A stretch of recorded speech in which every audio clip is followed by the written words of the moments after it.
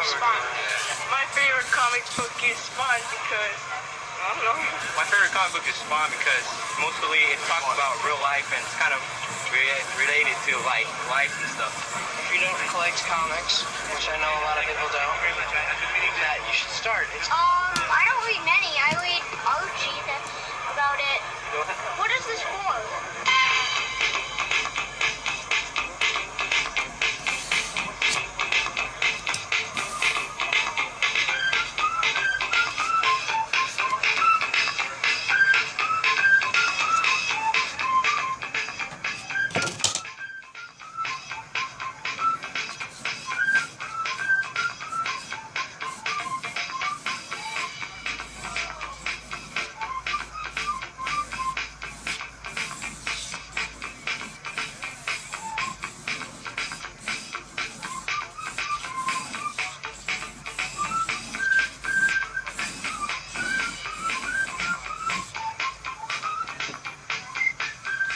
Dealers from all over America come to the shows to sell and trade new and old comics. Several comic book dealers talk about their experiences selling comics. I bought and sold comics, maybe 18 years. Well, the reason I went into dealing on the high end of the market, I felt that it was really no different than it wasn't harder to sell a book for $5,000 than it is to sell a book for $500. You know, in essence, it's the same sale. It's just more money. I sell the Superman one, and it's taking 27 vote for 30,000.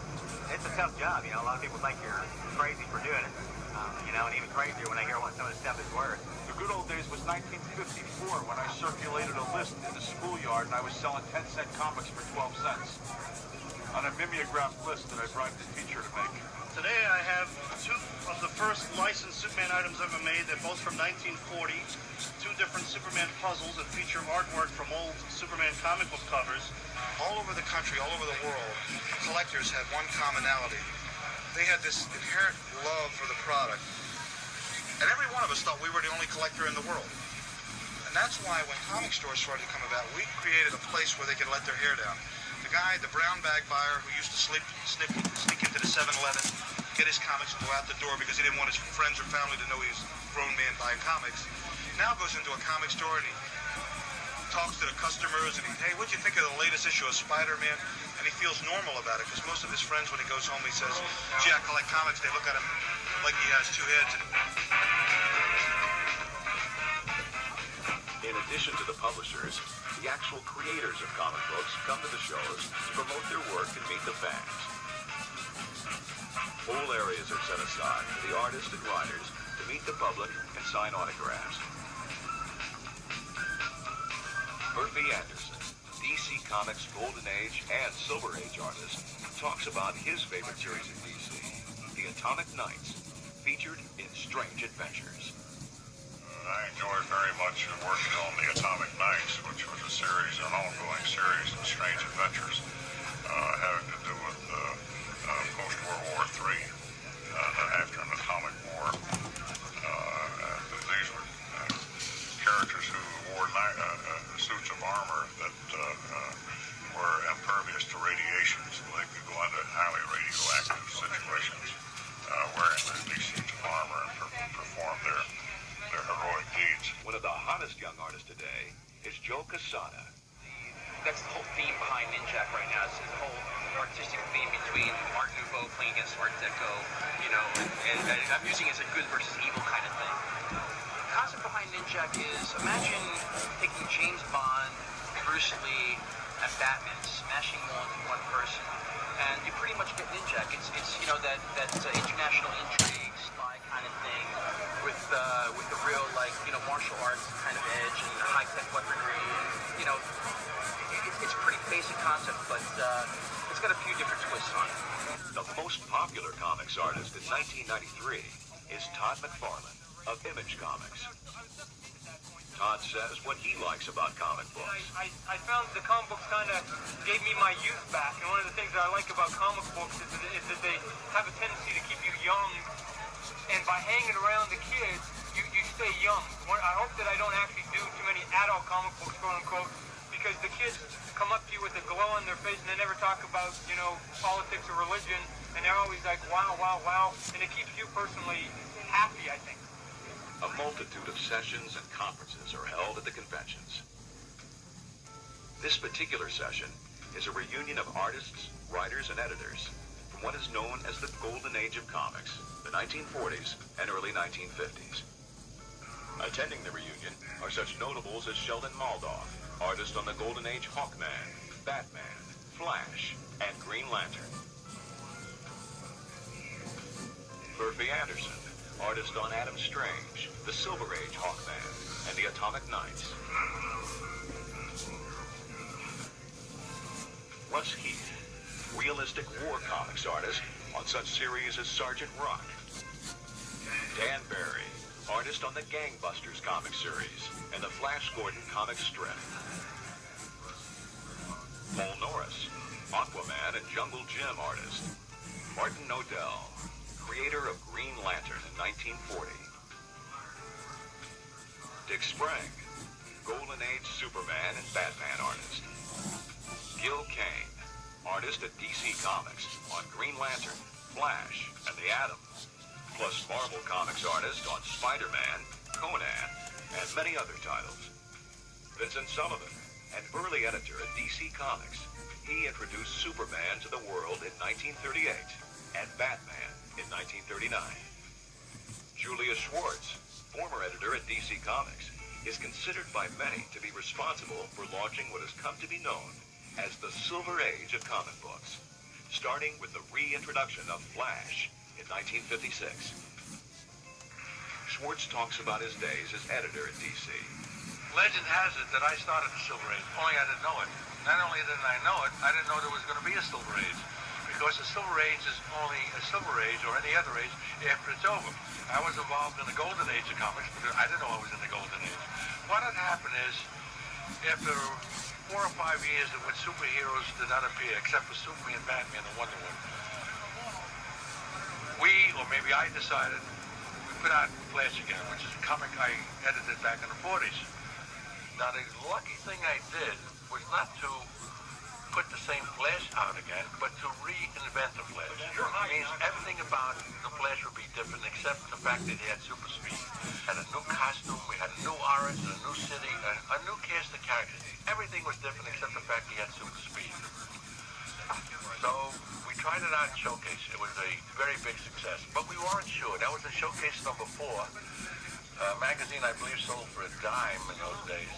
Now, if you have what is called a mint copy, it could be thousands of dollars, maybe as much, maybe between $10,000 and $20,000. The magazine was ready to go to press, except one thing had to be solved, determined. What number would be put on that magazine? Would it be issue number 1? Or would it be issue 105? Because the previous Flash had run through 104 issues. So I went into the publisher and I said, what shall we call Flash? Number 1 and number 105. Well, nowadays the answer would be simple. It would be issue number 1.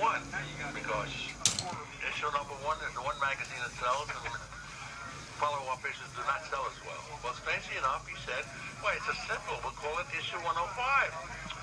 So I didn't understand. I said, why don't we call it issue number 1? So he said, magazines today are sold on a newsstand, and there may be hundreds lined up before a prospective buyer. Now, if that prospective buyer sees a magazine, issue number 1, or issue 105, what is he going to buy? And the answer is issue 105. Because that magazine is so good, it's lasted for 105 issues. But magazine number 1, who heard anything about it? Not all comic book collectors are individuals. Michigan State University in East Lansing has been gathering comics since the 1970s. With 80,000 issues in its stacks, it is one of the largest non-private collections in the world. This vast collection has been generated through donations from publishers and private individuals. Here, librarian Randy Scott and doctoral student Peter Coogan receive a shipment of 15 boxes of comics, the collection of a recently deceased Michigan State University alumnus.